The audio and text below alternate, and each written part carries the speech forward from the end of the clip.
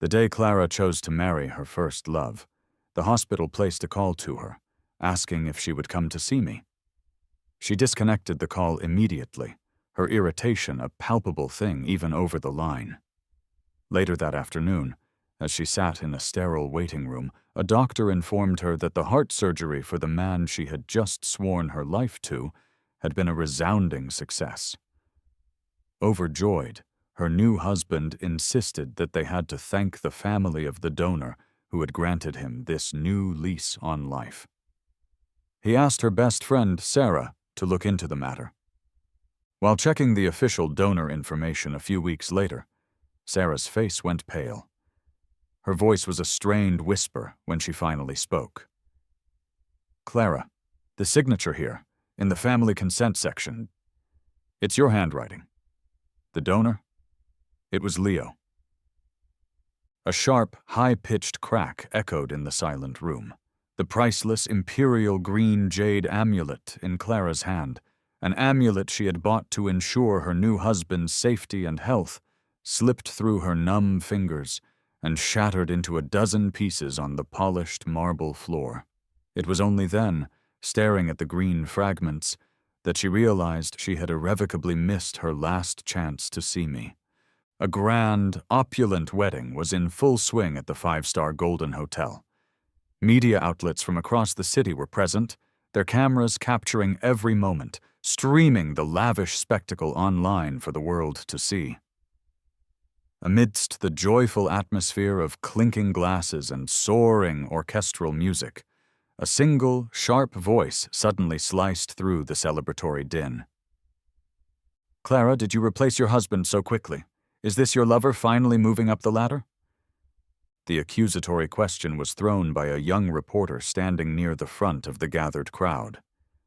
A wave of silence instantly washed over the venue, the music faltering to a stop. Every head turned. Today was, after all, the 7th anniversary of my wedding to Clara. The expensive Swiss watch adorning the groom's wrist was a birthday gift she had given to me 2 years prior. The bespoke suit he wore, a masterpiece of Italian tailoring, had been fitted to my precise measurements for our anniversary party that never was. And the bride, the breathtaking woman standing beside him at the altar, was my wife. It was no small wonder the reporter would ask such a question. Mark, the groom, visibly lost his balance, a flicker of panic in his eyes before he composed himself. Clara reacted instantly, wrapping a protective arm around him, shielding him with her body as she fixed the reporter with a venomous glare. She lowered her voice, each word a frozen dagger. "If you continue to spout such slander, I can assure you that my lawyers will be in touch about a defamation suit before the night is over." But the reporter, a young man named Ethan, pressed on, undeterred. "How can you prove to the public that he didn't get his position with you through personal connections?" In the livestream's chat window, comments flew by at an impossible speed. Was this reporter hired by the ex-husband to mess with them? Another wrote, "I feel so bad for our Mark, he looks so hurt." A third chimed in, "Who would dare to marry into a family so openly and host such a grand wedding if they had something to hide?" Mark gently shook Clara's arm, his expression a perfect portrait of wounded innocence. "Perhaps we should invite Leo," he murmured, just loud enough for those nearby to hear. "I truly want his blessing, but I'm not sure he would be willing, especially since I've come into this with someone else's child." The wedding had been a whirlwind affair, organized with a haste that left many questions unanswered. They hadn't even found the time to finalize our divorce proceedings. In the court of public opinion, any attempt to defend themselves would only look like an admission of guilt. The only way to truly silence the pervasive doubts would be for me, the scorned ex-husband, to show up and personally give them my blessing. Clara's jaw tightened. She nodded, then sneered at the reporter. "Fine. I'll have Leo come and tell you himself." She pulled out her phone, her thumb jabbing at the screen as she removed my number from her blocked list. The phone rang and rang, an endless, unanswered tone in the silent ballroom. Growing more furious by the second, she began to send a barrage of text messages. "Did you send that reporter? Don't be so childish. I told you this is just a ceremony, nothing more. Mark has a child with him. You need to come and explain everything to the media. Hurry up! The guests are all waiting for you. Stop playing dead, Leo. This isn't funny." But I wasn't playing. A half hour before her first call, a physician had quietly pronounced my time of death. I was lying on a cold, sterile bed, my body a still canvas of tubes and wires. A team of surgeons was methodically working, harvesting whatever parts of me could be transplanted to help those who desperately needed them. The rest of my earthly form was scheduled to be donated to a medical institution, to be used by aspiring anatomy students to learn the intricate craft of healing. I had signed the donation agreement myself, determined that my body, which had ultimately failed me, could still be of some use to the world. Eventually, hotel security escorted the pesky reporter away, and the wedding resumed, though the atmosphere was now strained. Mark looked a bit disappointed. "I suppose Leo is still unwilling to come and bless me," he sighed. Clara, however, was now utterly convinced I had orchestrated the entire scene. She was already planning the ways she would make me apologize to him. Just before the officiant could begin the vow exchange, Clara's phone rang again. Annoyed, she answered it. A stranger's voice came through the line. "Is this Miss Clara?" "Who is this? What's this about?" she snapped. "My name is Nurse Allen. Mr. Leo signed a full body donation agreement before his death. His body is scheduled to be transported at 2 o'clock this afternoon. We were calling to see if you would like to come and say your final goodbyes." "No," Clara sneered, her voice dripping with contempt. "Are you suggesting that if I don't show up, he'll what? Refuse to die? This is the most pathetic stunt you've pulled yet, Leo." No, ma'am, you misunderstand," the nurse said gently. "Mr. Leo has already passed away." The live stream chat, which had been simmering, boiled over with curses. He had to die on his ex-wife's wedding day? Seriously? Just bury him already. Why are they calling her? Using your own death to threaten someone? What a loser. Crying, shouting, hanging yourself. The ex-husband's ghost won't go away. Such terrible luck. "If he's dead, that's fine with me," Clara said coldly into the phone. "Tell him to stop bothering me." She hung up and walked back to the altar. Mark looked at her, his eyes wide with concern. "Honey, was that Leo? Is he coming? Should we wait?" He was always so gentle, so considerate in her presence, never competing for affection or attention. She gently patted his waist and gave a short, mocking laugh. "See? I knew he wouldn't be peaceful today. He's even fabricating an excuse like being dead to get attention." At that moment, Mark's own phone began to ring. He answered it, and as he listened, his face grew pale and guilty, his eyes welling up with tears. "Leo must be so incredibly angry with me," he gasped, clutching his chest as if having difficulty breathing. "Wait, was your call from him too? Did he bully you?" Suddenly his breath hitched. "My chest. It feels so tight. It hurts." Clara's face turned ashen.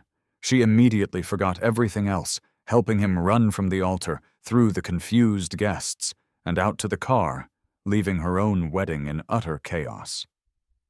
The new groom was having a heart attack, they whispered, brought on by the stress of the ex-husband's phone call. Mark, who had a pre-existing heart condition, was indeed in trouble. But as fate would have it, the doctor informed them that a compatible heart had just become available for transplant. Without a moment of hesitation, Clara scribbled her signature on the consent forms. Watching him being pushed into the operating room, she finally let out a long, slow breath of relief. Now, she thought with a grim satisfaction, she had time to settle the score with me, the apparent culprit behind this whole ordeal. My phone, lying on a metal tray next to my lifeless body, continued to go unanswered, driving her into a simmering rage. The wedding is ruined. I hope you're happy now, she typed, her thumbs flying across the screen. She was so consumed by her furious monologue that she failed to notice a team of medical staff pushing a gurney right past her down the corridor. In that one fleeting moment, a draft from a nearby window blew the corner of the white sheet up, exposing my head and face. A single glance, a brief flicker of her eyes away from her phone, and she would have recognized me.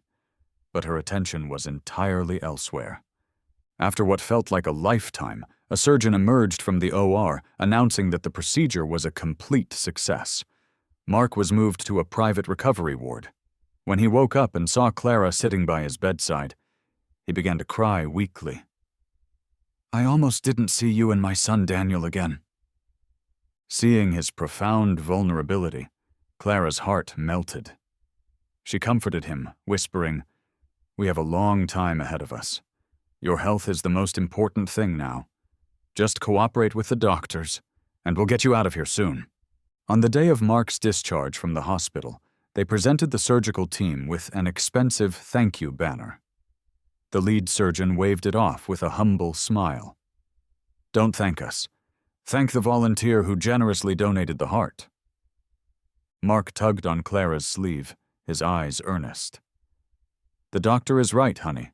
We should find the donor's family and thank them properly for giving me a second chance at life. Clara took his words to heart. A few days later, while a few friends were gathered at her sprawling estate, she asked Sarah to use her connections to find out about the donor. Sarah agreed readily. While they were chatting, the topic inevitably shifted back to me. So, has Leo finally stopped causing trouble lately? One of her friends asked. The drama from the wedding had made me the talk of their social circle. Clara sneered. He's hiding somewhere, too shameful to show his face. Another friend sighed wistfully. You two used to be so deeply in love. His actions now are just so confusing. A flash of raw anger lit Clara's eyes. We never had a proper wedding, and the 7th anniversary party I planned got canceled because of him. He's bitter, but he had no right to cause trouble at my wedding with Mark, especially knowing that Mark has a child and isn't in good health. The others murmured in agreement. It took so much courage for you to decide to become a mother to his child, one said. He almost scared Mark into a serious medical episode. Hearing them speak up for Mark, Clara felt her determination harden. As soon as I find him, he is going to learn a serious lesson. I've barely just had a child, and here he is trying to mess things up with his dirty tricks. I can't believe how much he's changed. All I want is to build a quiet, happy family with Mark and Daniel. Is that truly too much to ask for?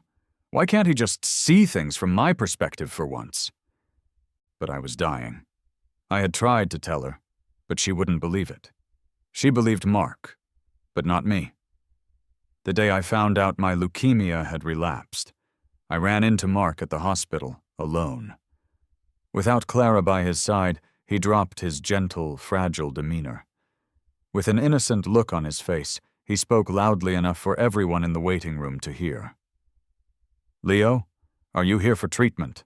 Don't tell me your illness came back. From what I know, Clara hasn't been intimate with you for a while, right?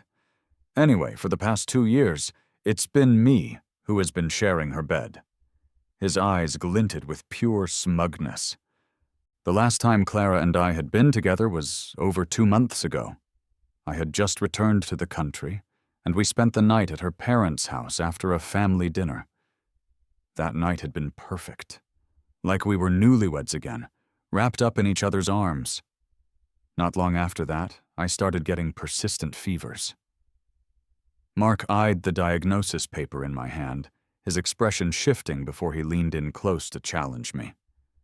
"Want to bet? If it came down to a choice between me or a baby, who do you think she'd choose? What's the matter, scared to bet, Leo? What do you even have besides the empty title of Clara's ex-husband?" He then backed off, staging a scene where he pretended to get a call about his mother and disappeared, leaving only a note. "I'm not worthy of her. Don't try to find me." At first, Clara was just sad, hugging me and apologizing for his abrupt departure. Then, she threw herself into planning our 7th anniversary celebration. It felt like the old days before Mark came along. Then her best friend Sarah stumbled across Mark's new social media account. Video after video painted a picture of his life as a struggling single dad, raising his son, Daniel, alone.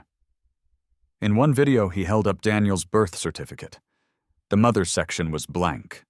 "Baby, maybe mommy won't accept us," the caption read. "Luckily, you've got your dad, who loves you the most."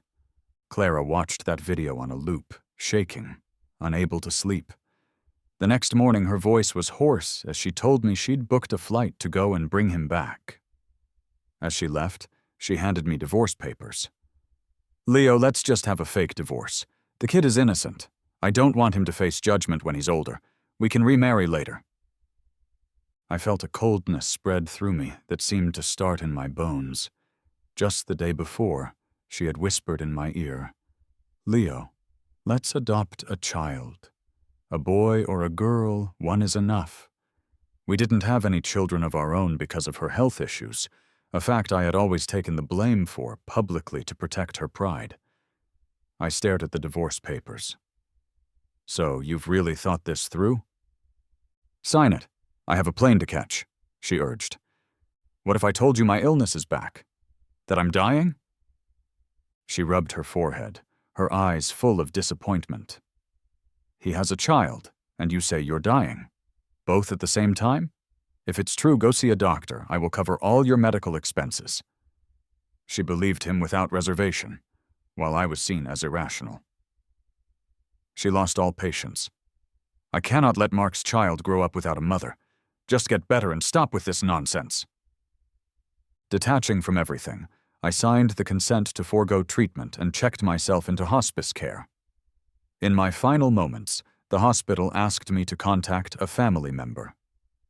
I dialed Clara's number. Her irritated voice cut me off. "Stop your antics. I won't leave the wedding for this. Leo, how did you let yourself become like this?" Listening, I felt my heart shatter into a million pieces. The pain was physical, racking my body. My reply was a whisper, barely even a breath. "Clara, I'm dying." "Then die," she said, and hung up. Months after my death, Clara and the others still hadn't noticed I was gone. But online, the gossip about me hadn't settled. No one realized that the reason I never responded to the rumors was because I couldn't. They thought I was hiding out of guilt. Back at her estate, Sarah's phone rang. It was the information she'd requested. "The heart donor's been found, Kay. Send it over." Hanging up, she opened the file, and her face grew serious. "Clara, the donor contact information." Clara was toying with the shattered pieces of the jade amulet, not even glancing up. "What is it? Just send me the details." She had already decided to give the donor's family a large sum of money. It was a transaction, one that would satisfy her, Mark, and the donor's family. Sarah swallowed hard, her voice sounding unnaturally dry. "The form, it's signed with your name in your handwriting. The donor, it's Leo." Clara's hand froze. She lifted her gaze, her eyes empty. "Say that again." "The donor is Leo," Sarah repeated, her voice firm this time. "The heart that Mark received, it was Leo's. He was gone already." The sharp clatter of the jade pieces falling from her hand echoed in the vast room. Clara snatched Sarah's phone, glaring at the screen, her face turning as pale as paper. Where the signature appeared, the ink had bled slightly, blurring the letters. And she remembered. She remembered everything. Years ago, when I was first diagnosed with leukemia, she had cried in secret for weeks but acted strong for me. She proposed to me right there in the hospital. "This disease is treatable, Leo," she had assured me. "Stay in the hospital, and once you're better, we'll have the biggest wedding ceremony imaginable." Back then, the treatment was experimental and cost a fortune. This proud, confident woman swallowed her pride and went into sales, working herself to the bone, drinking with clients until she developed a stomach hemorrhage. She wasted away to nothing, all to close a deal that would pay for my treatment. When her boss cheated her out of her commission, she fought him, ending up bruised and hospitalized herself. I remember getting out of my own hospital bed and walking the 300 meters to her room, a walk that felt like it took a century. Seeing her lying there, so fragile, shattered my heart. It was then, in the hospital corridor, that I first saw a pamphlet about organ donation and filled out the form. When she woke up, I casually handed it to her. "I applied for organ donation," I said. "It needs a family signature." She immediately tore it to pieces. I handed her a new one. "We're married," she said through gritted teeth. "We vowed to live and die together." "I know," I said, holding her hand. "But if this is my fate, I want to give something back. Maybe someone will use my heart to feel the sun on their face, or my corneas to see the colors of the world. They'll live on for me, in a way." Eventually she agreed, but as she signed, her tears soaked the paper, blurring the ink. Now, that same woman, who had sacrificed her pride and loved me so fiercely, had changed beyond recognition. "Clara, you didn't know about Leo," Sarah began, but Clara had crumbled, looking like the life had been sucked out of her. "No, it can't be," she whispered, shaking her head. "How could he die? The doctors said he was doing fine. You must be mistaken, Sarah. Your sources are unreliable." Sarah remained silent, simply watching her friend break down. When Clara finally quieted, Judy spoke again. "There's no mistake, Clara. I found Leo's death information, too." She pulled up an official death certificate on her phone, stamped by the city hospital. It recorded the exact time and cause of my death: multiple organ failure due to leukemia relapse. Clara snatched the phone, scanning the document with wide, unblinking eyes. "He really was sick again," she lamented, grappling with the crushing reality. "It's true. When he told me he was sick, I thought he was just competing with Mark for my attention. I didn't believe him. I even scolded him. Why does fate have to mess with me like this?" She cried and laughed at the same time, a terrifying, hysterical sound, punching the marble floor until her hand was bruised and bleeding, though she seemed to feel no pain at all. Suddenly, she stood and rushed outside. She drove to our old house, a place she hadn't set foot in since deciding to be with Mark and moving into the grand mansion they now shared. Everything was neat, just as I'd always kept it, but a fine layer of gray dust covered every surface. The house seemed to have been untouched for a very long time. The balcony flower bed, once a vibrant riot of color, was now brown and wilted. Even my favorite Scottish green roses, her gift to me when we first moved to the city, had withered and died on the vine. We had once lived in a cramped apartment with no balcony, and she had nurtured a small cutting on the windowsill, promising to one day buy me a big house with a garden for all my flowers. That cutting bloomed the year I got sick, and she proposed to me with a bouquet of its roses, telling me that the Scottish green rose symbolized eternal love.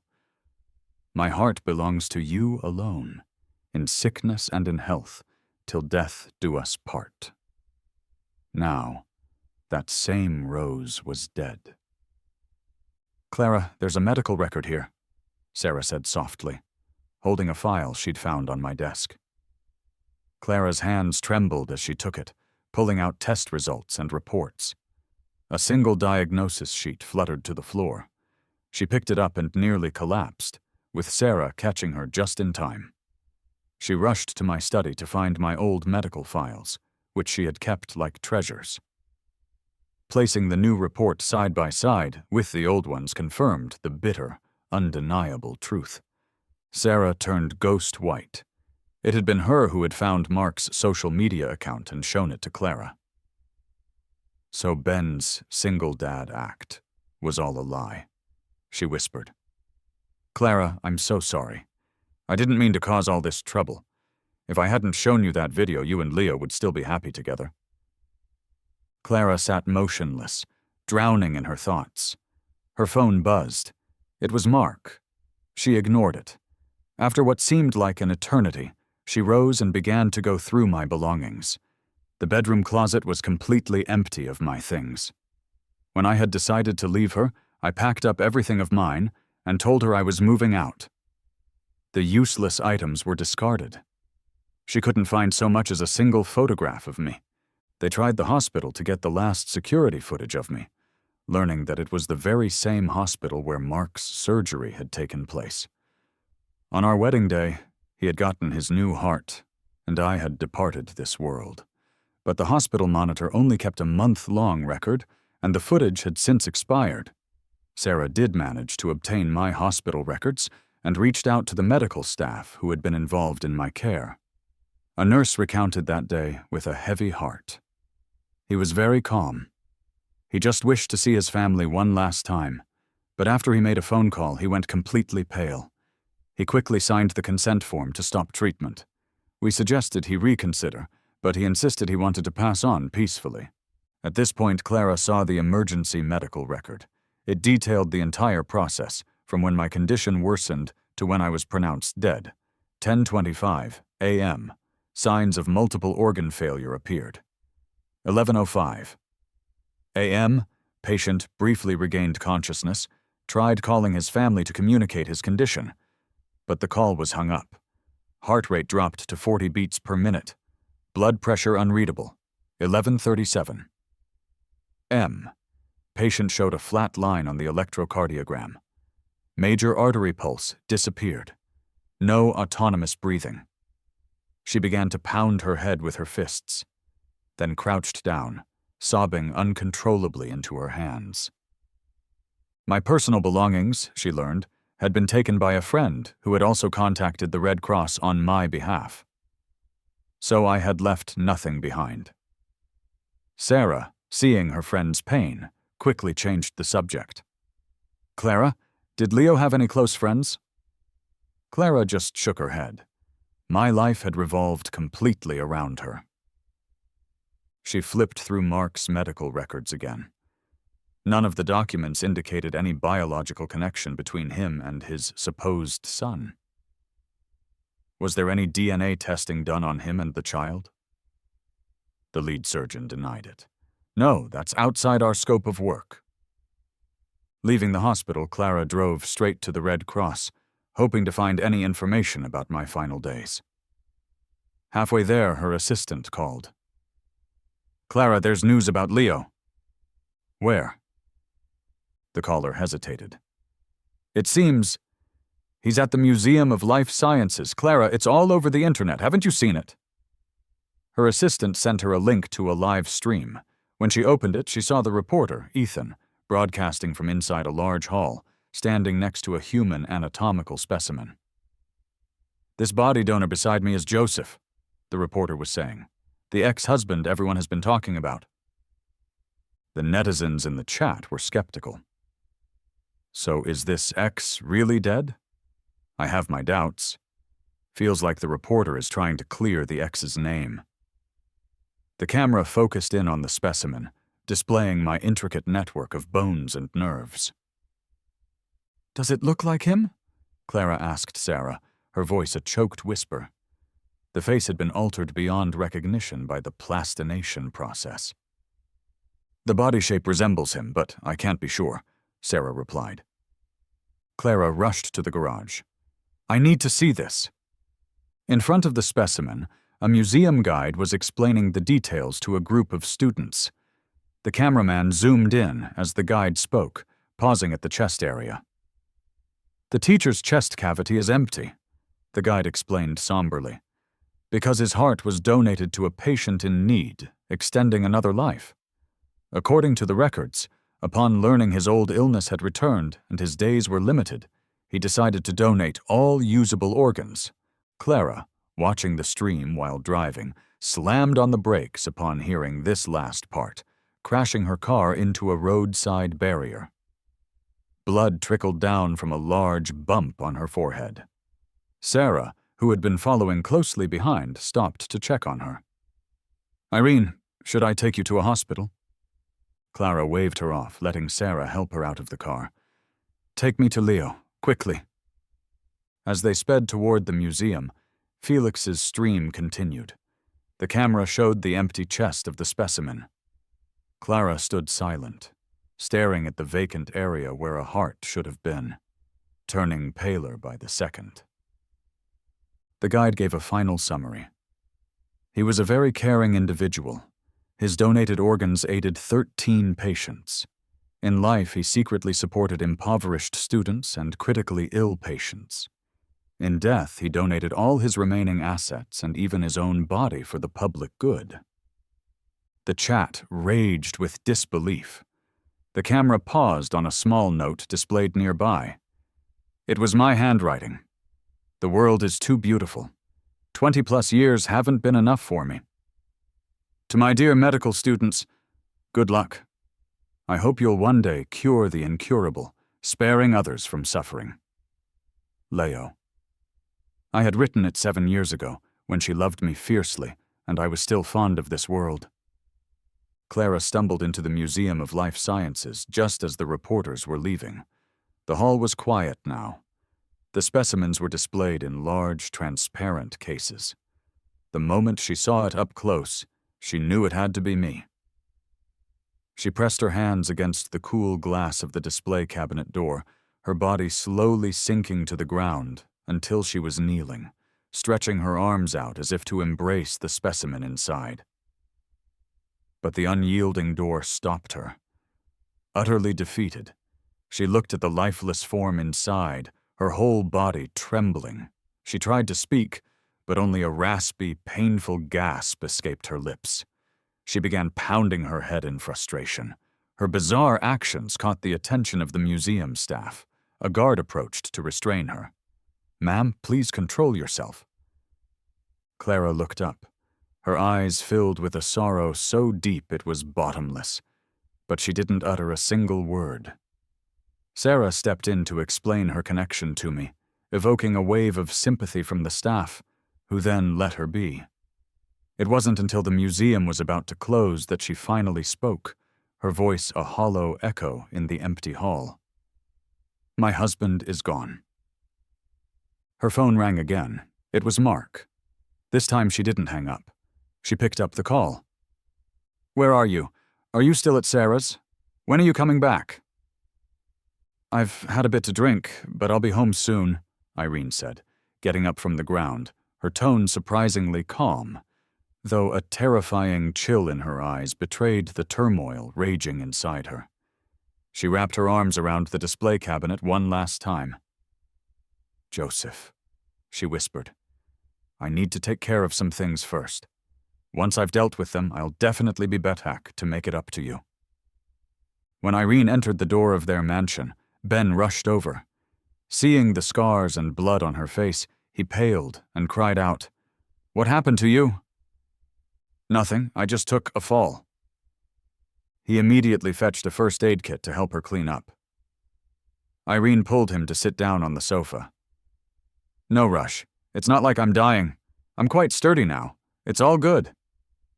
She hugged him from behind, caressing him as she softly asked, "Ben, when will we have a baby of our own?" He paused, his voice tinged with sadness. "I'd love that, but our luck's always been just a tad short. It's my fault. If only I were stronger. Joseph's ignoring me shouldn't have upset me so much, making your wedding so unpleasant. Even now, he's still slandering me online." Irene's hand on his stomach tightened.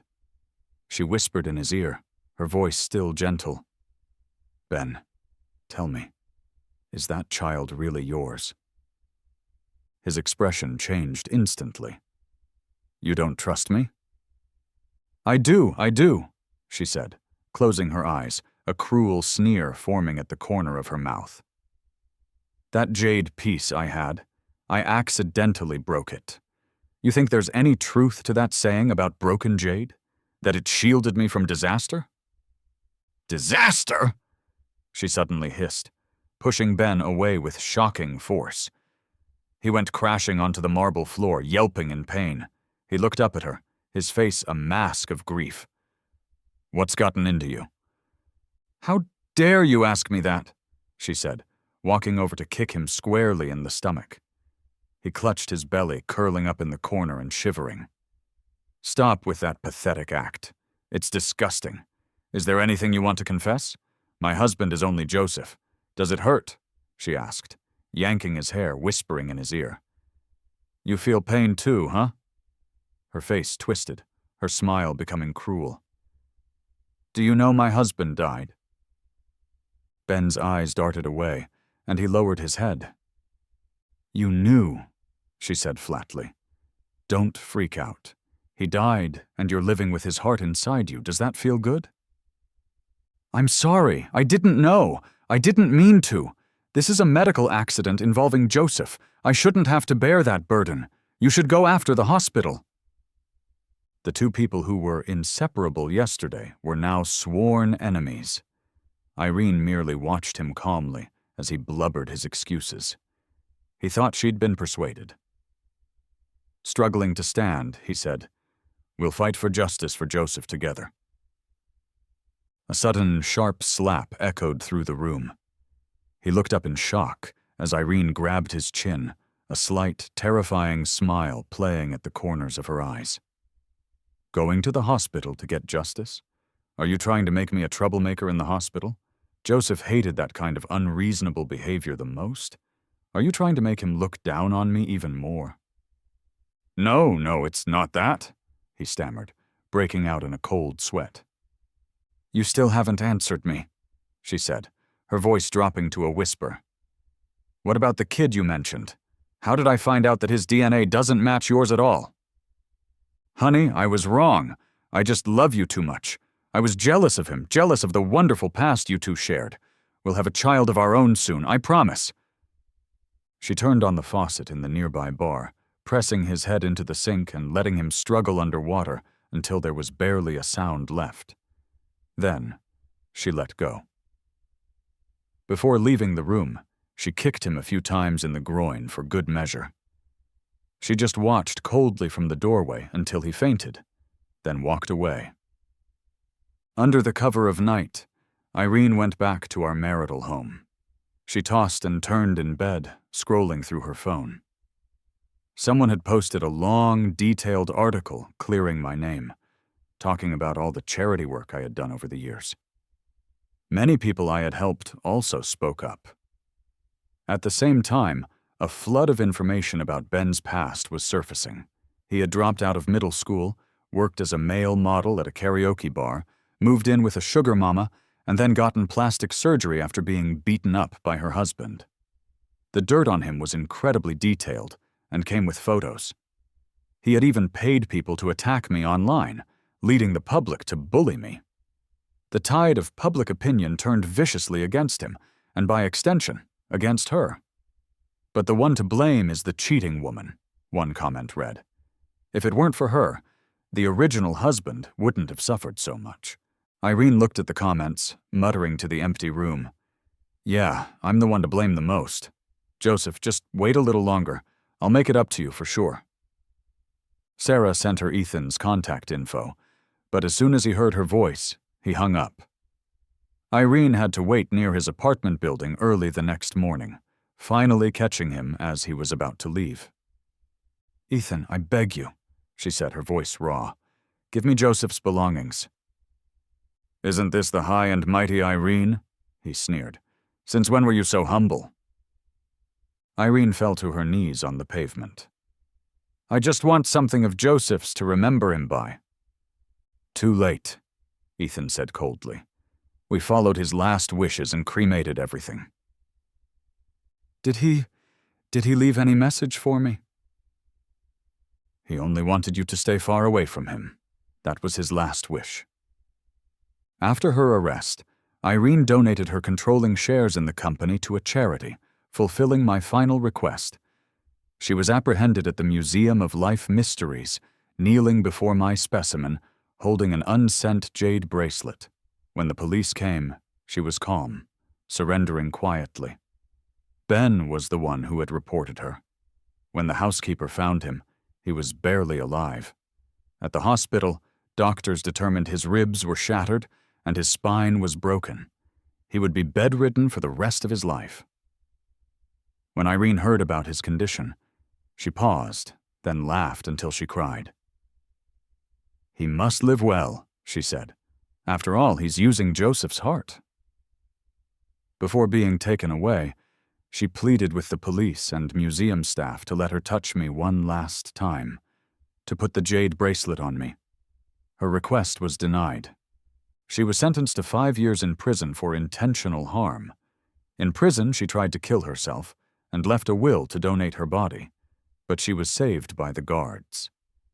After that, she wasn't quite right, often found muttering to herself about Joseph. After her release, she finally succeeded in ending her life.